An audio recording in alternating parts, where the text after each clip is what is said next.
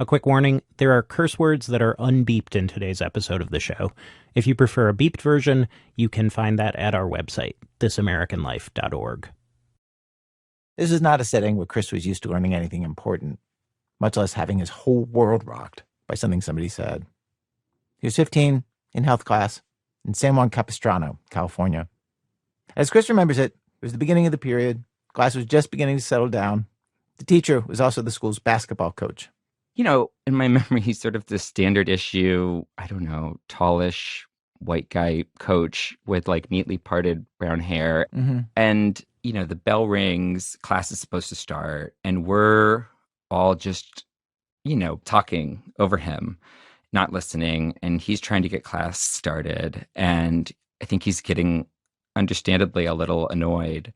And then at one point, one of the girls said loudly, like, we're all going to be friends forever. And then he gets our attention and said something like, you know, just for your information, you're not going to all stay friends forever. And let me tell you a little bit about like how friendships work. He says, like, in a couple of years, you know, high school's going to end and you're going to all scatter to different jobs or colleges, and you're going to start falling out of touch with each other. And eventually you're not going to talk to most of any of these other people. And now you might... Can we just pause? That is such... It's real. It's very true. But, like, what a funny thing to say to a bunch of kids. Yeah, it's like suddenly he had our full attention. But then, the teacher kept going.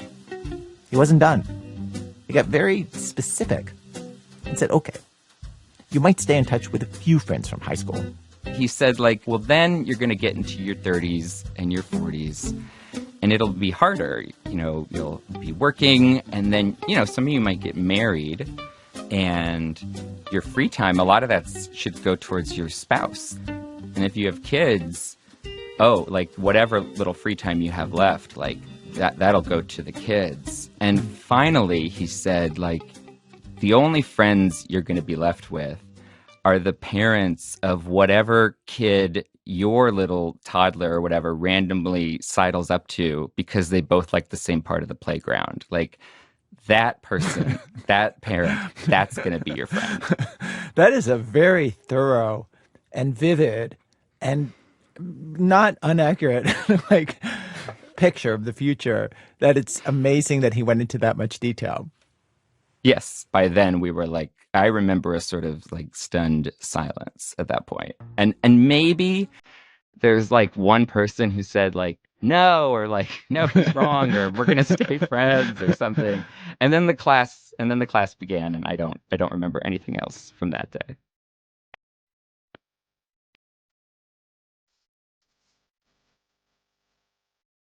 This is actually one of the producers on our show, Chris Bednarev.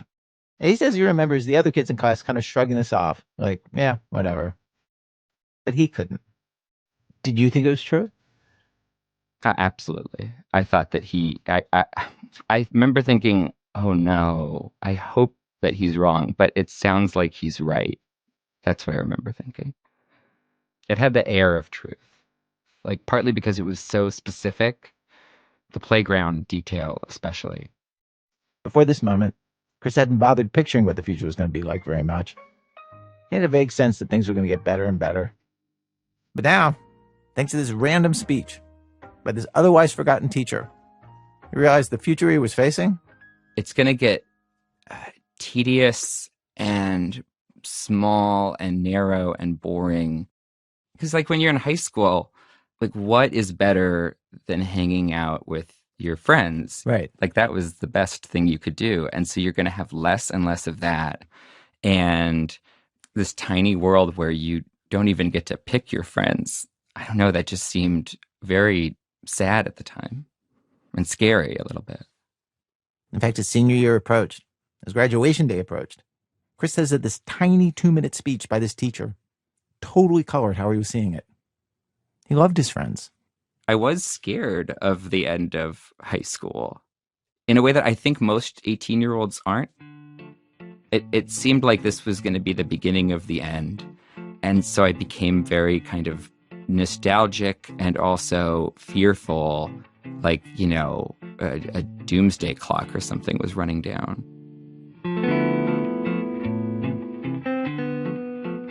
Chris actually tracked down the health teacher recently. And of course, he had no memory of making that speech. Though he said it was exactly the kind of thing that he might have said. And in fact, he did remember saying it at some point to his own kids. This teacher said that he would like to believe that he meant it in a kind of nice, cherish these special times sort of way. And he was horrified at the thought that this made Chris or any other kid feel bad for the rest of high school. But it just goes to show you that somebody can say something off the cuff that can accidentally turn somebody else's world completely upside down. We asked listeners if they ever experienced this, and hundreds responded. Some of the sentences that were said casually to them, and later, alone, they obsessed over. It's not your glasses that are uneven. It's your face.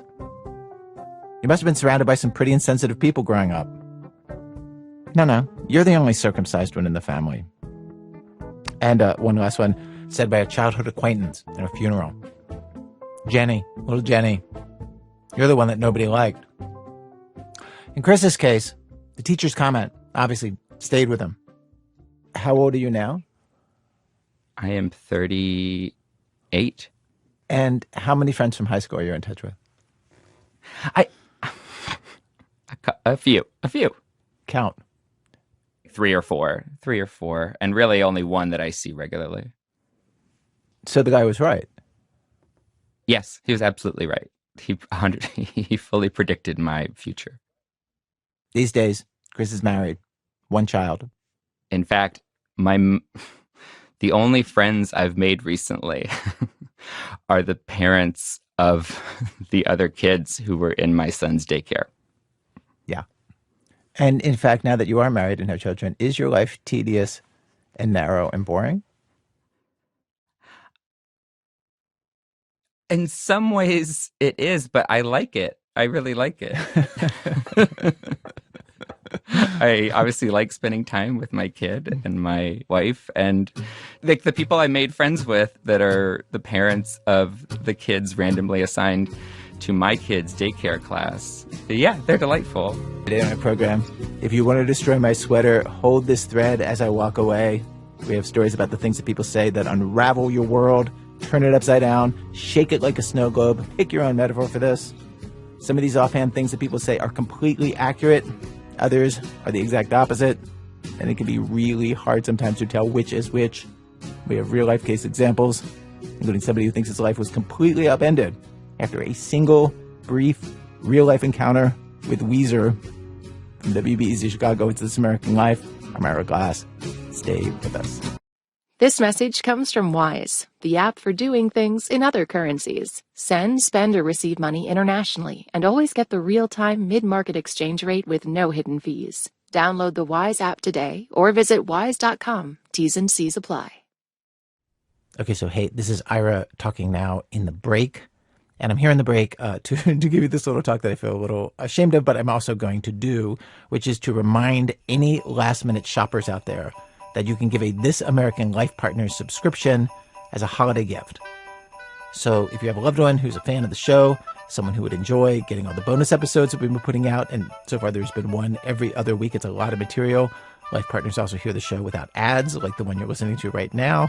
They get a greatest hits collection of hundreds of favorite shows right in their podcast feed. Shows up right there. So if you know somebody who might like that and you need a last-minute present, sign them up at thisamericanlife.org/lifepartners. That link is also in the show notes. It is also a gift to us here at our show, of course, because all these subscriptions help us keep making the show. Okay, that's all I have to say about that. Back to today's episode.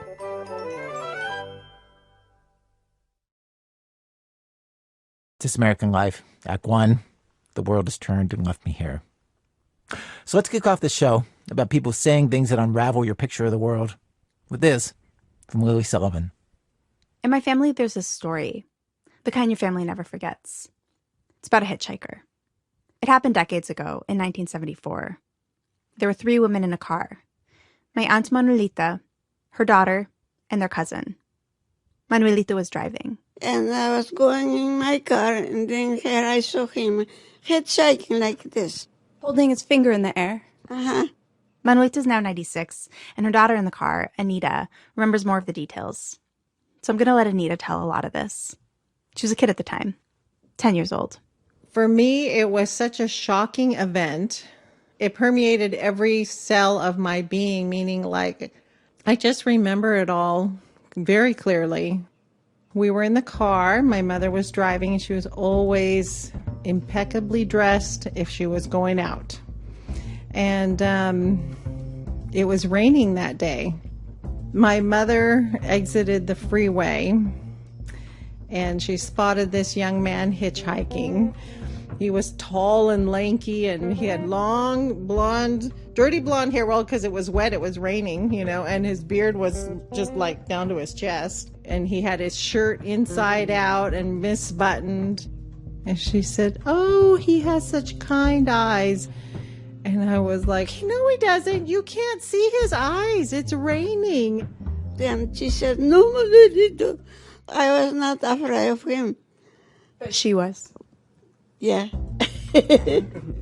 Anita was scared because they were in Northern California, and there were serial killers, a few of them, around there in the 70s. Even at 10, Anita knew this. All three women in the car were small, all under 5 feet. Anita in the front seat, their cousin Cecilia in the back. Again, here's Anita.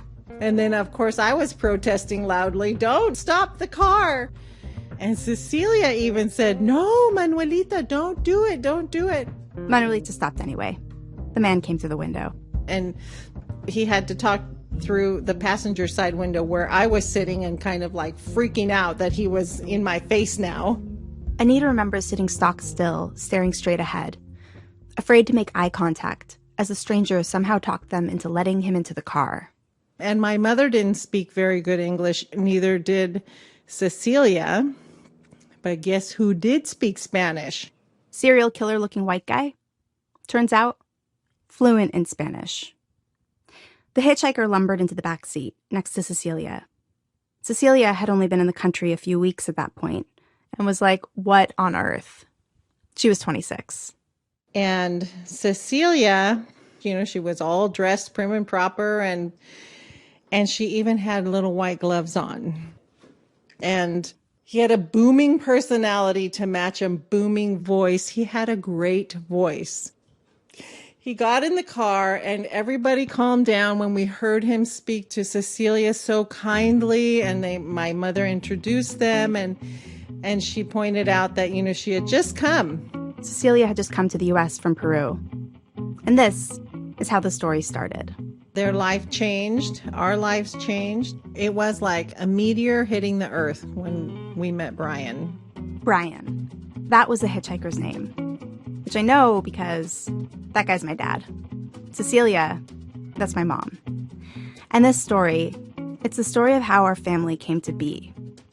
Their legendary first meeting.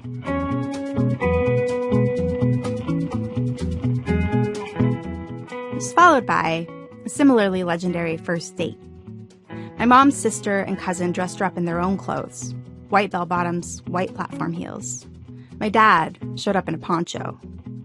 And he took her hiking in the redwood forest, where it rained. He ended up carrying her so that she wouldn't ruin the shoes she'd borrowed.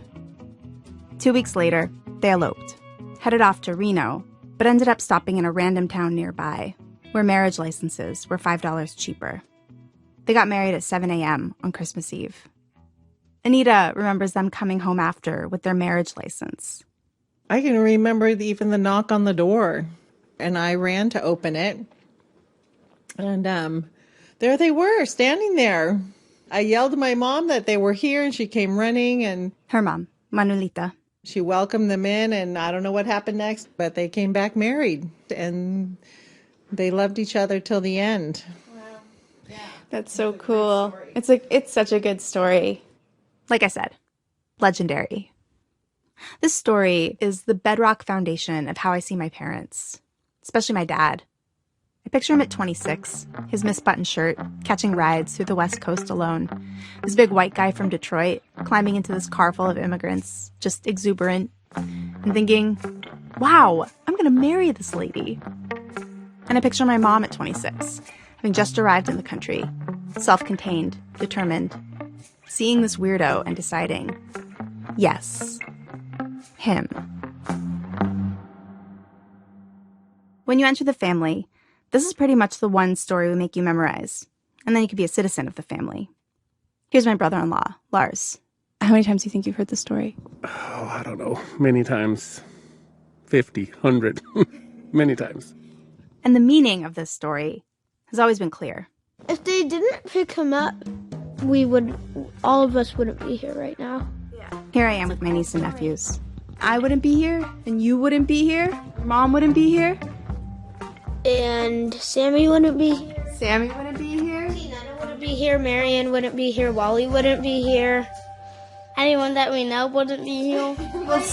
Well, we wouldn't be here to know them. There's something predestined about it. This is such an important story, I thought. You know what? I want to visit the spot where the meteor struck. My dad died 10 years ago. I miss him, always. And he doesn't have a grave. He insisted on cremation by, quote, the cheapest means possible. He didn't like fancy things. And I also think that he didn't want to be a burden. Anyway, when I want to remember him, there's not like a location I can go to. I can't like put flowers by a tombstone. So how about this place? This legendary spot where he climbed into a car and our family began. So, can't be hard. So where was it? Anita says it was by the freeway exit by our house. Manuelita says it was an on-ramp heading downtown. But they're not definitive about it. So I went to the third person in the car that day, my mom. And she says, sure, I know exactly where it was. And then she starts to tell me this story. What I remember is that we were walking down the street, walking to the car. And Brian said, hola. Brian, my dad. And Manuelita said, hola, hola. We all say, hola. You saw him when he was walking? Yes. He was walking to go to the bus stop. The bus stop? He was taking the bus? This is not the story I'd always heard.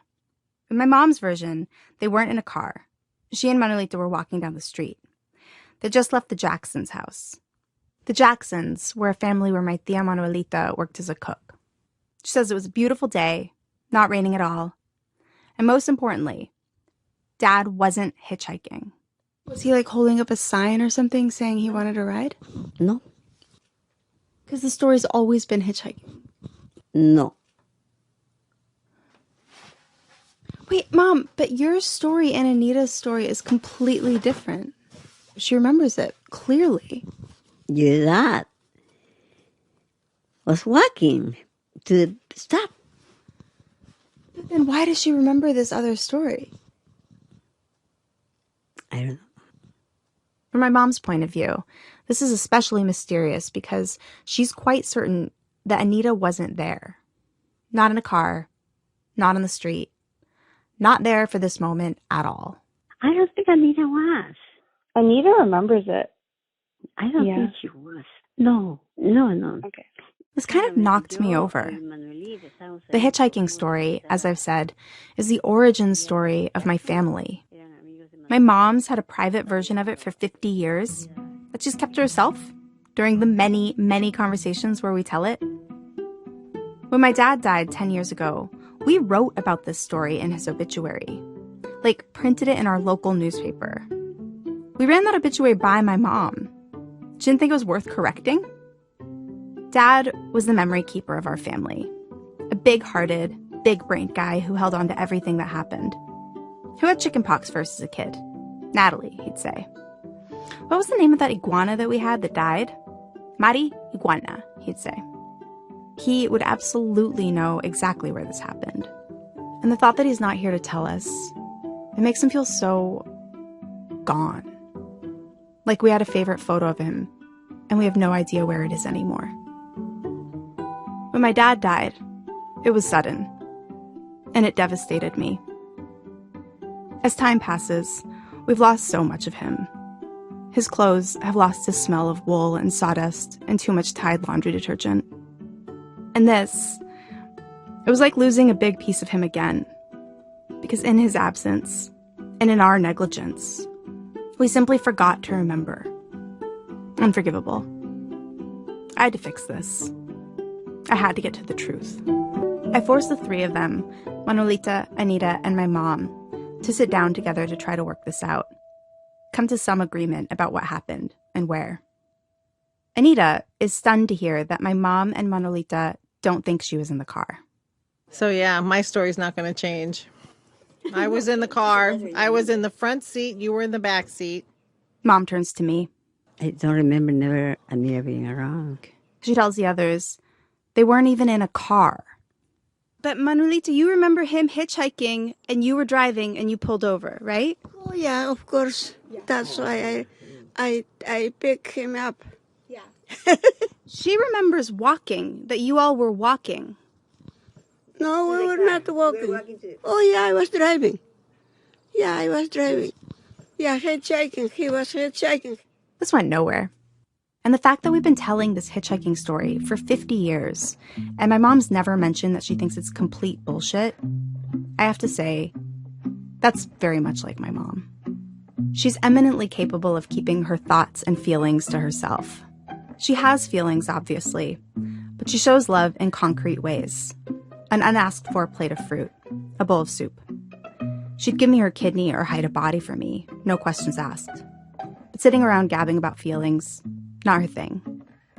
She finds that trying. She'll either roll her eyes or blurt out something explosive and walk away. Or clam up. Here's us in the car. Mom, but is it interesting to you that you have one memory and other people have a different memory? Is it interesting? I know the stories are like that. I know, but is it interesting? I want to talk about the feelings of it. That's good. Yeah, that's how we met. Yeah, but what's it like? How do you feel? Nothing. It's okay. She gets impatient. She dodges. In response, I get impatient with her. About everything. I compulsively nitpick everything she does. Can you put your bag in back? Because the noise, it's too much noise. Yeah. Rustling that bag makes noise that gets on the mic, I tell her. So does her beaded necklace. Could you take off your necklace? Yeah. Sí, cómo no. Rather than engage with me, she whips out her little pot of Mary Kay cold cream and starts dabbing it on her cheeks and forehead. Eso que es my face. No hay gente que vende Mary Kay por acá. Let's focus. Okay. Sí. No, okay. Can you just put the cream on after we go? Okay. But No, it's okay. It's good. We can't be messing with it as we drive. Okay. I'm a nightmare. She lets it go. She's a good mom. Of course, the day my parents met, there was one other person there. My dad. I'd interviewed him in 2010, years before he died. Before he even got sick. I've never been able to bring myself to listen to that recording. Just too hard. So I had no memory of what we talked about that day. But I had a hunch that if I'd done an interview with him, I would have asked him to tell me this story. I had no idea where this interview was, but I'd given him a copy, and I knew he would have kept it. The week I talked to my mom, I spent hours digging through old file cabinets and boxes in the garage. I finally found it one night at 2 a.m. I threw on all the lights, ran into bed, and listened immediately. Okay, how did you meet Mom? I was hitchhiking on Rio Del Mar Boulevard, and Manuelita picked me up, and I believe Anita was in the car, too. Oh my God. Of course he has all the answers. Anita said, no, don't even think of stopping for this guy. And Manuelita said, he's cute.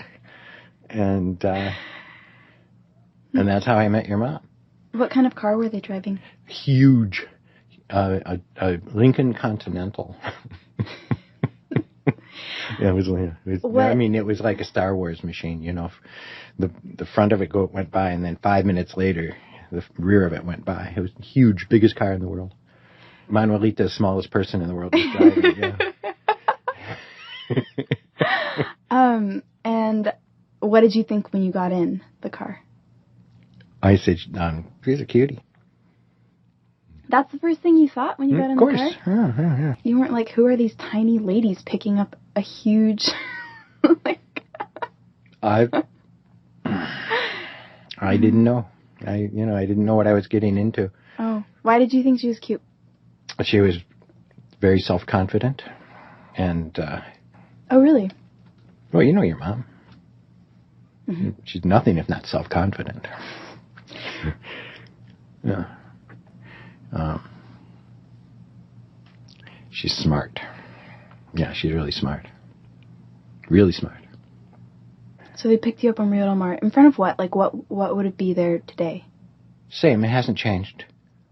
Rio Del Mar and right by that bridge, you know the bridge on Rio Del Mar Boulevard? The one by, like... The little bridge, it goes across that little ravine there. Oh, right there? Yeah, right there, uh-huh. And so then what happened in the car? When did you get out? They invited me over to dinner. Manuelita did. So I went over to dinner. Anita was against this. Very much against this. And then, did you ask Mom out? Either that or Manuelita asked us both. I think Manuelita asked us both out. She said, when are you coming to take her out? Something like that. What did you say? I said, oh, I don't know, tomorrow? She goes, okay. This recording is from 14 years ago. I haven't really heard his voice in 10 years, since he died. I hadn't forgotten, but I sort of had forgotten how much fun we had, just talking to each other. And my dad told the same story as Anita and Manuelita. This story my dad tells about their meeting was not news to my mom. She says, yeah, we always disagreed about that. Of course he said that. He's got it wrong. Always has. I remember we argued a lot when we told people how we met. People laugh. Because he wants to say one thing, I want to say another thing, but... Yeah. I thought a lot about why my mom prefers her version, where he's walking to a bus stop and not hitchhiking. And the main thing I keep thinking about is, in my dad's version, my mom's people make the first move. Their meeting is kind of random, a split-second fluke. But in the version my mom likes, everyone's on foot on this rainless, beautiful day, and my dad sees them and approaches. He makes the first move, which is maybe more romantic. Everyone wants to be chosen. I run my hypothesis by her. She kind of blinks at me blankly, slightly impatient. Nothing. The day after I found that interview with my dad, I woke up early, and the mismatched memories, it all started clicking together. Okay, this is just me in my room. It's Wednesday. Last night I listened to that recording, and Dad said it was in Rio Del Mar, right by the bridge. So I think I just figured it out. I think their car was parked on the street a little ways from the Jacksons' house, and they had to walk to the car from the house. So my mom remembers that walk. And then they got in and had just started driving when they hit that bridge and saw my dad. That's like a block away from the Jacksons. No time at all. Easy for my mom to forget. And there he stood, not at a bus stop, but hitchhiking.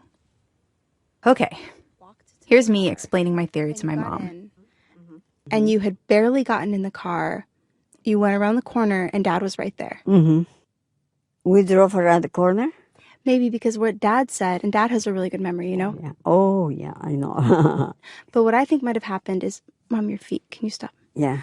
I think you guys might have just gotten in the car, barely driven, and then he was right there. Yeah, I think so. I think that's what it is. You think that sounds right? Mm-hmm. I think it sounds right. Yeah, that's what I remember. Not much driving. Yeah. Do you want to go drive and see where he said? Let's Sure, go look at... Yeah, it was very close by, yeah. We drive to the spot my dad said. You remember. Rio Del Mar and right by that bridge, the little bridge, it goes across that little ravine. The Jackson house is maybe a minute away, around the corner. There are trees everywhere, an intersection between residential blocks. Not much around. Except for... There's a bus stop. He was walking here. Mom, it's a bus stop. Yeah. I've never seen this bus stop before. She had been talking about this bus stop the whole time, and I didn't believe her. Mom, but it's the bus stop, the one you've been talking about. Yeah, But he was walking to the bus stop. I think this is it, Mom. Oh, I'm so glad.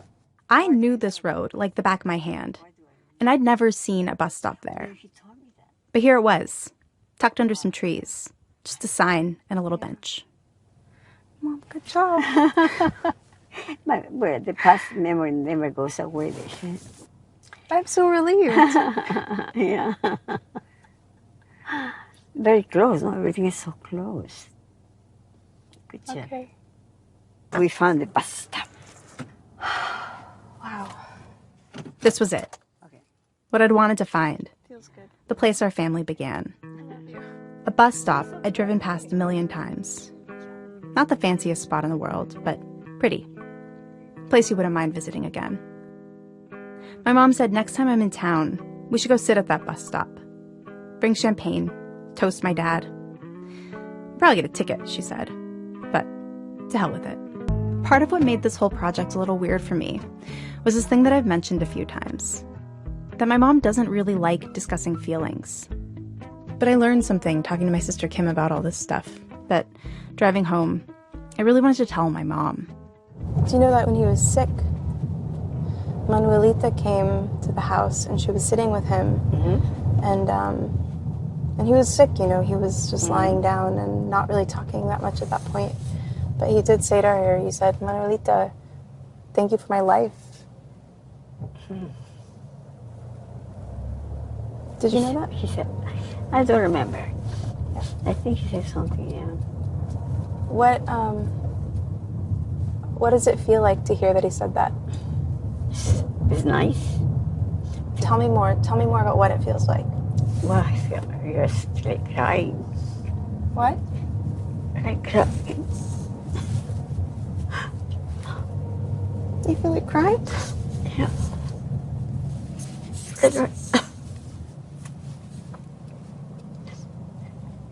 So I really know that he was going to die so fast, so soon.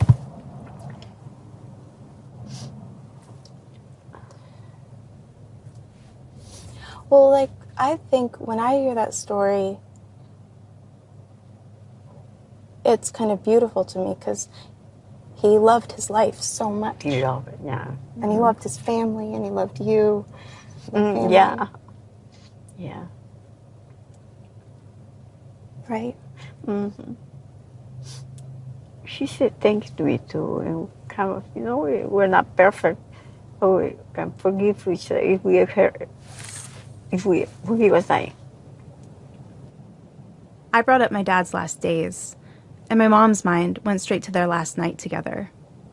Cut to the heart of her grief. To this moment when he was dying, and they forgave each other for their hurts.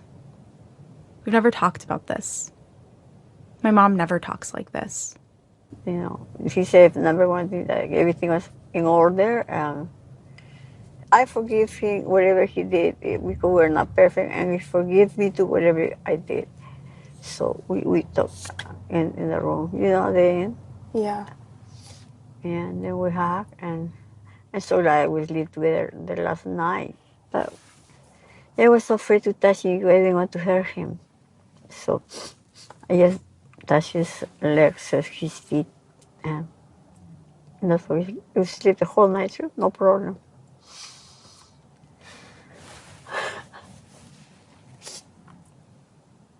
Mom didn't stop there. She told me something else. When I was 9, my parents hit a rough patch in their relationship and decided to separate. After a few months, they got back together.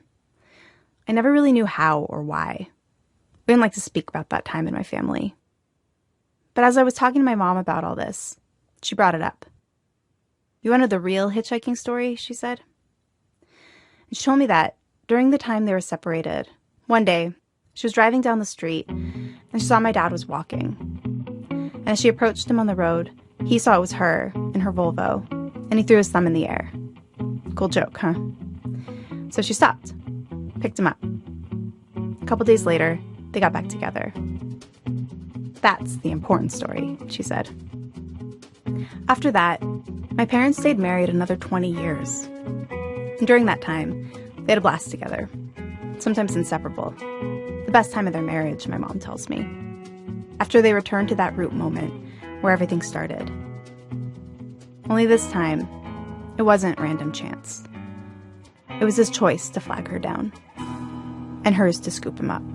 Lily Sullivan is a producer on our show. Special thanks to Lily's sisters. This song is one of their dad's favorites. He used to play it for them on the piano when they were growing up. Coming up, one badly tuned instrument on one song at one concert can change your life. That's in a minute from Chicago Public Radio when our program continues. This is American Life. I'm Ira Glass. Today's program, if you want to destroy my sweater, hold this thread as I walk away. We have stories about small moments between people that suddenly change how everything looks. We've arrived at Act 2 of our program. Act 2, what's with these homies dissing my girl? In his early 20s, Mike Comite wanted to be a professional musician. He was trying his absolute hardest to make that happen until one day it all came undone. Weirdly, right in front of Weezer. Mike tells what happened. There's this video. I've watched it more times than I'd like to admit in the last decade and a half. Kind of like a retired football player watching old game tapes from his glory days, who pauses and rewinds that one play where he tore his ACL over and over to see where his career went sideways. It happened at Bonnaroo, this music festival with some of the biggest acts in the world. That year Dave Matthews Band and Jay-Z were playing. It was 2010. The band I was in was invited to play on one of the medium-sized stages, which is a huge deal for us.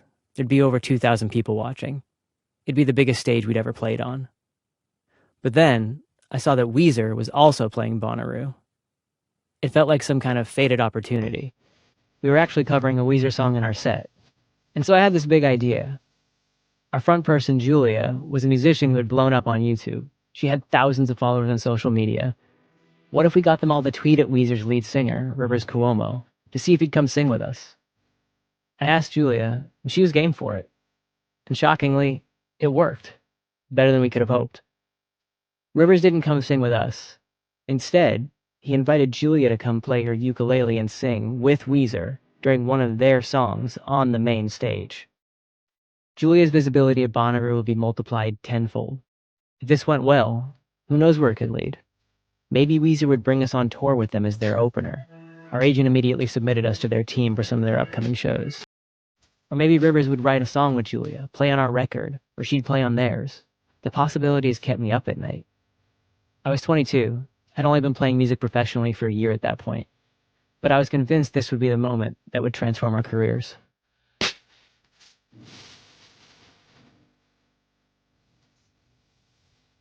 The day of the show, Julia split off from our group to rehearse with Weezer on their tour bus. I felt a little sting finding out I wasn't going to meet them too. Weezer went on a little before sunset. Me and the rest of the band sat way back in the crowd on some bleachers, while Julia was somewhere backstage. There had to be at least 20,000 people between us and Weezer. I couldn't believe that a dumb idea I'd cooked up in rehearsal had led to this.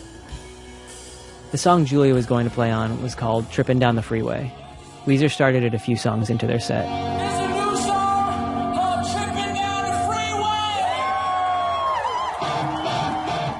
Julia's off stage for the first half of the song, but after the guitar solo, Rivers brings the band down to a vamp and has Julia come out, kind of dramatically.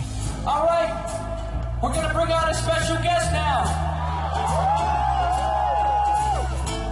Bonnaroo, this is Julia Nunes on ukulele. Julia walks on stage strumming her uke, but something sounds off. Are we in the right tuning? They are not in the right tuning. She's in a different key. Oh, it's supposed to be E flat. For a split second, I'm convinced I'm having a nightmare. I try telling myself to wake up. She's got this amazing tuner on her ukulele. Can you tune it E flat? Nope. Weezer is still on stage, having a conversation mid-song about Julia's tuning through the PA system. Rivers pivots. All right, I'm gonna tell a little story while you tune your ukulele. He turns to the crowd and starts talking about how Julia had ended up on stage with them that day. About Twitter, about Julia's fans. They started hitting me up saying, "Hey dog, Julia's an amazing singer and ukuleleist. Most of the time she even knows what starts making fun of her, I start clenching my jaw from the stands. I said, I don't know, man. This is Weezer. This is a professional act. We demand perfection. And Julia's fan said, trust us, dog. Julia's the bomb. I'm mortified. I can't believe how mean he's being to her. Just so passive-aggressive. At this point, our crew member who's been sitting next to me, excitedly filming Julia's big moment, quietly stops recording and puts down her camera. This isn't her video. Someone else posted this one to YouTube. I couldn't help thinking, I'd been the one to suggest she do this in the first place. This was on me. After an excruciating 62 seconds of improv, Rivers wanders across the stage to where Julia's trying to retune with another band member. So, we could just have you sing. I'm just gonna sing, she says. All right, she's just gonna sing. Check your mic. Oh, what the heck? Yeah! All right, give us the bass line, Scott. Rivers counts off and starts singing, and Julia jumps in. 1, 2, 3. No way, we ain't gonna break up. Made a promise and we won't fade out. Julia looks so small from where we're sitting, but I can tell she's holding her ukulele by her side as she sings. They finish the song, Rivers thanks Julia, and she walks off the stage. I'm sitting in the bleachers shocked by what just happened. Weezer keeps playing a bunch of my favorite songs, and I can't enjoy them. Give me the guitar, my man. The next day, Rivers tweeted at Julia and thanked her for playing despite the mishap.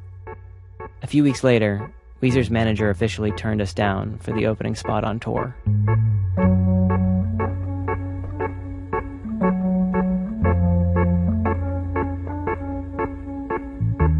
In the music business, you need some moment to pull you out of obscurity and propel you forward. And it felt like for us, Weezer had been it. Instead, we'd blown it, and that was the beginning of the end. After Bonnaroo, Julia and I stayed busy touring, just the two of us for a while. But then things slowed down. Julia and her management were about to part ways. I started getting nervous about being able to support myself, so I tapped out of touring with Julia and got a full-time job where a lot of struggling musicians and actors end up, at the Apple Store. And so this is when I started watching and rewatching that video, the Weezer performance. I've been doing that for the last 14 years. Each replay, I keep hoping that it won't be as bad as I remember, but it always is. I'm still stuck on what the fuck happened? And in particular, was it our fault? On stage, Rivers had made it seem like it, but I've gone through the details again and again. Julia had received tuning instructions from Weezer's road manager. Were those incorrect? Had Julia done the math wrong tuning her uke? Had I? I'd helped her with that. I found a video of Julia rehearsing with Weezer on their tour bus. She was in the wrong tuning there too, but no one had noticed? Julia might know what went wrong, but I never really talked to her about that show. Only once right after. It was uncomfortable. She was clearly upset, had been crying. She asked to let it go, so I did. But she must remember something from that day, so I called her. When is the last time you thought about the Weezer performance? It doesn't revisit me in the quiet dark night. Okay. I think when Weezer comes up, if Weezer is on at a party, I might or might not be like, I've played with Weezer once and I totally fumbled. Julia lives in Austin, Texas now. She's still releasing music, but her career has shifted more towards life coaching and guided meditation. Her memories of the Weezer incident were not as vivid as mine. She didn't remember how she and Weezer got in touch. She didn't remember what year it happened. She definitely did not have the email from the road manager about the tuning. And she never puzzled over why her tuning was off. Because for her, that whole show was a totally different experience. When Rivers was saying all that stuff about her on stage, it never registered to me as anything other than a musician just trying to make the show go. Oh my God. I feel like I've just been stewing in it for so long, being like, that dude was an asshole to my friend. Oh, Mike! No way, man. I have never once thought that Rivers was mean. I didn't know what to say in that moment. I didn't know what to do. Like, he could have just been like, okay, never mind. But the fact that he came up with a real-time solution to be like, yeah, just sing. I was so grateful. I watched this video probably more often than I should. I feel like I'm responsible for it in a way that's like, if I had just not said anything in that rehearsal that day, we could have just gone about our days and rehearsed and just had our set at Bonnaroo. And then you would have come to Weezer's set and sat in the bleachers with us. And we just would have enjoyed Weezer together. Mike, don't you dare. But instead, you went on stage with him. And this thing that could have changed your career, in my view, had this effect that this, like, you seemed so sad afterwards and devastated. And I was like, oh my God, if I had just said nothing, this wouldn't have happened to you. God, I don't think that experience had any sort of detrimental pivot for my career. The thing that made my career not happen is that I couldn't take the pressure. It's not that I think that you offering that Weezer thing was brilliant. I wish I would have done a bunch of different things, but like not playing with Weezer and not fucking up on stage is not one of my regrets at all. I'm glad.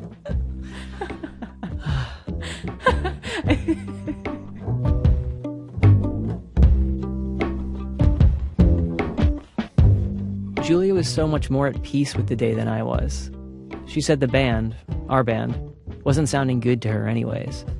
She thought opening for Weezer was a long shot, even if she had been in the right tuning for Trippin' Down the Freeway. But also, the moment Julia remembered most from that performance wasn't the mistake. It was the part of the video that I usually skip over, the moment where it works out, right after Rivers asks Julia if she wants to sing. I'm looking Rivers Cuomo in the eye. Once we decide to start singing, everyone cheers. And we start like dancing together and we put our arms around each other and we're like head to head singing like full blast Trippin' Down the Freeway. And I felt like we sounded really good together. Yeah, I don't know, like all of that feels important to me. You can't see any of this in the video I'd been replaying all these years. That one was shot from way back, near the bleachers, where I watched the show. I almost couldn't believe what Julia described, but changing up the wording of my YouTube search, I found another video from that day, filmed close to the stage. You can see everyone's faces, and even when the tuning mistake becomes apparent, they're smiling and they're laughing. Julia and Rivers dance. They're having a great time. Watching it, I felt this wave of relief. It's what I was missing all these years. Julia was okay, and I believed her that the band didn't break up because of a tuning mistake. And this moment wasn't why I stopped playing music for a living. After Julia and I talked, I finally heard back from Weezer's former road manager. She found the email they'd sent us before the performance, and the instructions were wrong. There would have been no way for Julia and me to tune correctly with them. I had the full answer now, but I was surprised by how little it mattered to me. I was over it. Mike Kamate. He is one of these super skilled people who work here at the show doing audio mixes and adding music to our stories. Diane Wu produced this story. Here is Mike playing guitar and singing with Julia, whose full name, by the way, is Julia Nunes. This is a song they used to cover together years ago. Act 3, and if you see her, tell her it's over now. In this last act, we turn from small personal moments to big news that the whole world experiences, but that hits some people very, very personally. You probably saw the headlines and reports that a couple weeks ago, after his family ruled Syria for over 50 years, the president/dictator Bashar al-Assad was run out of his own country very suddenly. Assad ran a government that did not tolerate dissent. He used chemical weapons against his own citizens. He spent much of the last 13 years brutally crushing an uprising. Hundreds of thousands of Syrians were killed, tortured, disappeared. More than half the population was displaced in that conflict. 6 million Syrians fled the country. So, when a rebel coalition forced Assad out 2 weeks ago, Syrians all over the globe had their world turned upside down, and a few of us here at the show called around to see what that's been like for them. Diane Wu put together this story. The regime collapsed late on a Saturday night. My coworkers and I talked to a few Syrians who are living abroad now about what that night was like for them. One was up studying for an exam. Another was out to an anniversary dinner, kept checking his phone. But the person I want to tell you about is Selma. She was in London on Saturday. She lives in another part of England, but watching the news by herself in the days before that, she felt like she had to be around other Syrians. So she got on the train and headed to her friend's apartment. She'd been crashing there since Thursday. It's like this tiny one. It's not even an apartment. It's like a studio. So it's this tiny, tiny studio. We're all sitting together on this couch, 5 of us, and we're all like on our phones. And then the TV's on, and we're all checking. And there's like barely any space. I don't know if I would describe it as crashing because we didn't sleep. So none of us were sleeping, actually. It felt like we were on duty for some reason, like we were like on call constantly. It felt like their job to not look away. Something huge was happening back home. The rebels kept taking more and more ground each day, liberating more and more cities with hardly any pushback. Everyone was worried that Assad would do something desperate, like retaliate with chemical weapons or bombings, or that Russia would jump in. Selma and her friends were barely keeping it together. One of them, it's not funny, but he kept fainting, and so he would go into the room and then just like almost pass out. So the first thing I did was I didn't know what to do, so I gave him a tomato with like salt on it, and I just shoved it into his mouth. And I was like, okay, like I think your blood pressure is dropping. And were you guys like were you worried or freaked out, or was he kind of like, oh, this is something that happens? I don't think we were super freaked out, just because like a lot of us have medical training. Okay. So it wasn't that big of a deal. And so that's handy. Okay. Yeah. They noticed there was a pattern to his fainting. First, he'd start sweating profusely, then go stand in the door to cool off, then head towards the bathroom. By the 3rd time, we kind of got the routine down. Like, we saw him open the door. We're like, he's about to pass out. Like, someone start, doing all the steps. We kept joking. They're like, you can't pass out now. Like, you got to be strong. You got to make it till the regime falls. Selma told me that her friend who kept fainting had been detained by the regime when he was a teenager, 3 times. He fled Syria after the 3rd time, but his parents are still there. He was really concerned about them. Other people in the room were also having physical reactions from all the stress and fear. I think it was just like our bodies going into shock, and like each person was kind of doing it differently. Like for me, I cry a lot, and I have like panic attacks, and then I throw up, which is kind of gross, but that's what would happen to me. Like I would get really nauseous. Like I would go and throw up. It was from inside this crowded apartment, scattered with takeout containers and nervous bodies, that these friends then witnessed a sudden unraveling that none of them had anticipated. Selma's from Damascus, the capital, which was the seat of the Assad regime. And as the rebels kept advancing across Syria, taking Hama and then Asweda and then Homs, her friends from those cities celebrated around her. If the rebels succeeded, her hometown would be the last to fall. When Selma saw a video of people standing on a tank in Umayyad Square in Damascus, singing Jannah Jannah, a revolutionary song, it was finally real to her. It was over. Knowing that we would be the last, I was holding it in. And so the first thing I did was I cried. I hugged all my friends. I sat there kind of like staring at the wall, crying. They stayed up all night and then celebrated more the next day in Trafalgar Square. Then Selma went home and mostly laid in bed in the dark for a few days, trying to make sense of this brand new world. Selma's family had left Damascus in the first year of the war, 2011, when she was 15.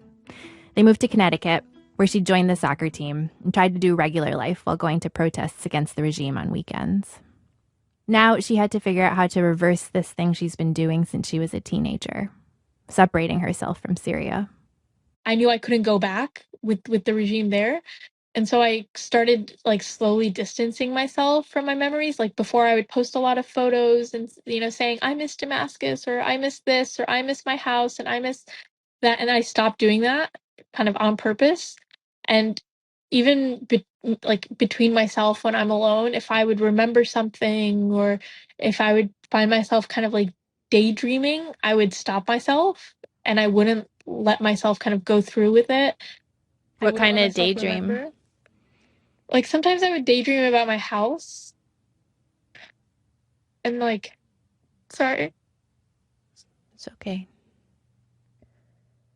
Yeah, I don't know, like it's the place where I have a lot of good memories and it's the place where like me and my siblings did this and did that and like sometimes I would just daydream about like walking into my room and going back and like sitting in my living room and looking out the window and I wouldn't let myself do that anymore. And even like at times where I would have like dreams about like being in my house again, I would like wake myself up and be like, no, like this isn't real. Someone else I talked to described it like this. Syria was on a different planet from the one he lived on now. There was no way to visit it. He had to flip a page, start a new life. Better not to think about it anymore. But now that the regime was suddenly gone, Syria was back on this planet, a place like any other place, and they had to reset their minds to take that in, which was hard to do after so many years of doing the opposite. Salma started thinking about visiting home, not just in a dream way, but like the logistics of where she would stay when she went back.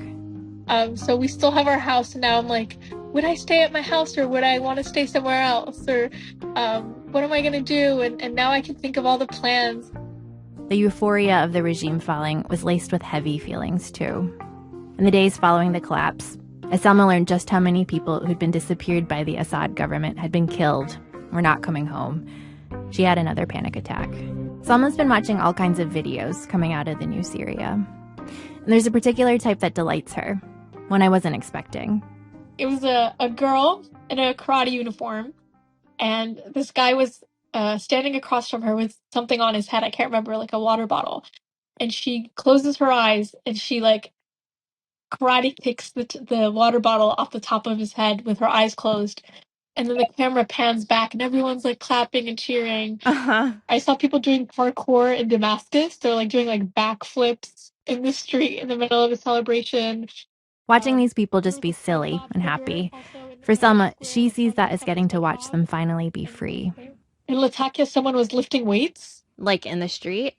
Like in the street, Okay. yeah, like in the middle of this, like there's like fighters kind of passing by on cars, like waving flowers, and he's like right on the side doing all of these moves in his like gym clothes. It's just so unserious, so fun, you know, like it's things you could have done before, but it's just the mentality of you're free, you can do anything, and you belong to this country, or it feels like it's yours. Again, I think the slogans of the regime were so damaging to our psyche, like calling it Surya al-Assad, Assad, Syria, just it removes you from the equation. So who are you in Assad, Syria? You're nobody, you don't belong. Seeing the people now in Syria, seeing their reaction, that are slowly kind of feeling like it is theirs, like we this is our country. We're the ones who are responsible for it now. We're the ones who are going to take care of it. There's pretty much no way to overstate how much there is to do next, how many things will need to be figured out, how many unknowns there are. But one person told me, none of it could be worse than what we lived through already. Diane Wu is a producer on our show. This story was co-produced by Hani Hawassli. That's Mike and Julia, covering Weezer's Sweater song, Undone. Our program was produced today by Lily Sullivan. The people who put together today's show include Via Bennett, Dana Chivas, Sean Cole, Cassie Halley, Hannah Jaffe-Walt, Henry Larson, Seth Lynn, Catherine Raimondo, Stone Nelson, Nadia Raymond, Anthony Roman, Ryan Rummery, Alyssa Shipp, Lily Sullivan, Christopher Sertala, and Matt Tierney. Our managing editor is Sarah Abdurrahman. Our senior editor is David Kestenbaum. Our executive editor is Emmanuel Barry. Special thanks today to Natalie Sullivan, Kim Sullivan, Sarah Kim, Steve Sopchak, Erin Marie Kamate, Dave Burns, Todd Johnson, Leanne Victorine, Darian Woods, and Yezen Abu Ismail. Become a This American Life partner, which gets you bonus content, ad-free listening, and hundreds of our favorite episodes of the show right in your podcast feed. Go to thisamericanlife.org/lifepartners. The link is also in the show notes. This American Life is delivered to public radio stations by PRX, the Public Radio Exchange. Thanks as always to our program's co-founder, Mr. Troy Malatia. You know, he invented this new appetizer where you put a hot dog in a handful of straw. What's he call it? Hey, dog! I'm Eric Glass. Back next week with more stories of This American Life.